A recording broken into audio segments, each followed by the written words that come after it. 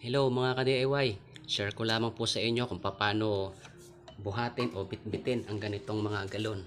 Kasi mahirap siyang hawakin, buhatin pagka dito lang. So ito po ang hacks dyan. PVC elbow, tsaka rope o tali. Yan, susuot lang po dito yan. Tsaka ibubuhol yung dulo. So, siguraduhin lang pong maganda yung pagkakabuhol. Yan. Tapos, pasok dito sa loob.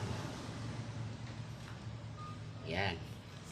Ngayon naman, pag nabuhol nyo na, ganyan. Tapos, suot ganon. Tapos, ganon. Yan.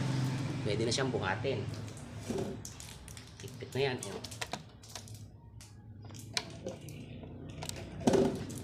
Okay.